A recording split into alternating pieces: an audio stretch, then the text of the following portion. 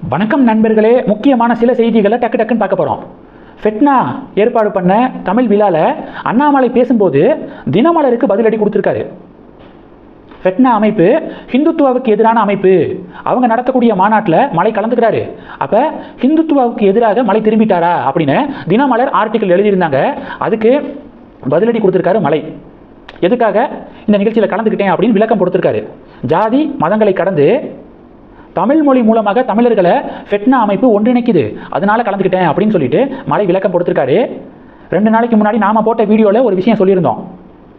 திமுக திகவுடைய ஐடியாலஜியை பரப்பக்கூடிய ஒரு அமைப்பாக தான் கடந்த காலத்தில் ஃபெட்னா அமைப்பு இருந்துச்சு, உண்மை. ஆனால் இப்போது பொறுப்பேற்று இருக்கக்கூடிய அதிகார குழு 2024 சொல்கிறேன், எந்த ஐடியாலஜியும் நம்ம பின்பற்றக்கூடாது, தமிழ் மொழியை மட்டும்தான் முன்னிலைப்படுத்தணும் அப்படின்னு கொள்கையோட அவங்க ப்ராசஸ் பண்ணிக்கிட்டு இருக்காங்க இப்போதைய அதிகார குழு.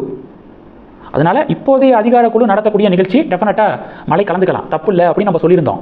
அதை தான் அண்ணாமலை அமெரிக்காவில் பேசியிருக்காரு. எந்த ஒரு கட்சி சார்ந்த ஐடியாலஜியை பேஸ் பண்ணி ஃபெட்னா இருக்கக்கூடாது, தமிழை மையமாக வைத்து ஃபெட்னா இருக்கணும், அப்படி தான் இருக்குது, அதனால தான் கலந்துக்கிட்டேன் அப்படிங்கிற மாதிரி மலை விளக்கம் கொடுத்துருக்காரு. தினமலருக்கு பதிலடி ஒன்று. ரெண்டாவது என்ன அப்படின்னா, அப்படி பேசும்போது இலங்கை தமிழர்களுக்கு இனி துணை நிற்பேன் அப்படிங்கிற வார்த்தையை விட்டிருக்காரு மலை. உடனே பாண்டே, இனி தான் துணை நிற்பீங்களா? இதுக்கு முன்னாடி நீங்கள் பிஜேபியில் இருக்கும்போது துணை நிற்கலையா? பிஜேபி துணை நிற்கலையா அப்படின்னு சொல்லிட்டு பிரச்சனை பண்ணிக்கிருக்காரு பாண்டே. அண்ணாமலை பேசும்போது இந்த துண்டு சீட்டு பேப்பரெல்லாம் இல்லாமல் பேசுகிறாரு. அப்படி நார்மலாக நேச்சுரலாகவே எல்லாரும் பேசும்போது வார்த்தைகளில் சில தடுமாற்றங்கள் இருக்கும். அதெல்லாம் எடுத்து உட்காந்து சேகரித்து வச்சுக்கிட்டு அவரை கார்னர் பண்ணுறதா? அந்த வீடியோலேயே தெளிவாக மலை சொல்லியிருக்காரு. இலங்கை தமிழர்களை பற்றி பேசும்போது சொல்லியிருக்காரு, இதுக்கு முன்பாக நான் சார்ந்திருந்த இயக்கத்தின் மூலமாக இலங்கை தமிழர்களுக்காக பல போராட்டங்களை நாங்கள் முன்னெடுத்திருக்கோம். இலங்கை தமிழர்களுடைய நலனுக்காக பல விஷயங்களை நாங்கள் முயற்சி பண்ணியிருக்கோம். அதை இனிமேலையும் நாங்கள் கண்டினியூ பண்ணுவோம், நான் அதை தொடருவேன் அப்படின்னு அண்ணாமலை பேசியிருக்காரு. ஃபுல் வீடியோவை அவர் பேசினதை உட்காந்து கேட்கணும். அறகுறையாக பாண்டே மாதிரியான லெஜண்ட்ஸு கேட்டுக்கிட்டு இப்படி உளரக்கூடாது அப்படின்னு வி த லீடர்ஸ் இயக்கம் பதிலடி கொடுக்குறாங்க. இது 2. 3வது என்ன தெரியுமா? ஹிந்து, இஸ்லாம், கிறிஸ்தவம் அப்படிங்கிற மத வட்டத்துக்குள்ள தமிழர்கள் சுருங்கிடக்கூடாது, மதத்துக்குள்ள தமிழர் அப்படிங்கிறவங்க சுருங்கிடக்கூடாது அப்படின்னு பேசியிருக்காரு. தமிழர்கள் மிகப்பெரிய ஒரு எல்லா வட்டத்தையும் தாண்டி ஒரு பெரிய இடத்துக்கு போகணும் அப்படின்னு பேசியிருக்காரு. உடனே அது எப்படி மலை அப்படி பேசலாம் அப்படின்னு பாஜக கத்திக்கு இருக்காங்க.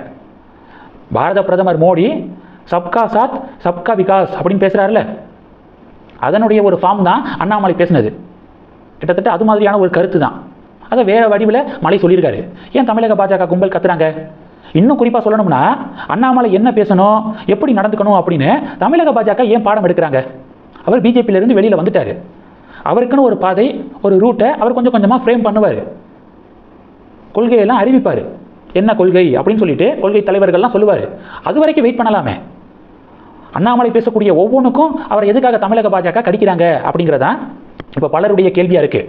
உங்களுடைய கட்சியை வளர்க்கிற வேலையை பாருங்க பாசு, அதுக்கப்புறம் அண்ணாமலையை குறை சொல்லலாம் அப்படின்னு தமிழக பாஜக நைனார் கும்பலுக்கு பொதுமக்களே பதிலடி கொடுக்கறத பார்க்குறோம். இந்த செய்திகளை பற்றி உங்களுடைய பார்வைகளை மறக்காமல் கமெண்ட் பண்ணுங்கள். தொடர்ந்து கனெக்டில் இருங்க. அடுத்தடுத்து நிறையா பதிவுகளை பார்க்க போகிறோம். நன்றி. ஜெய் ஹிந்த்.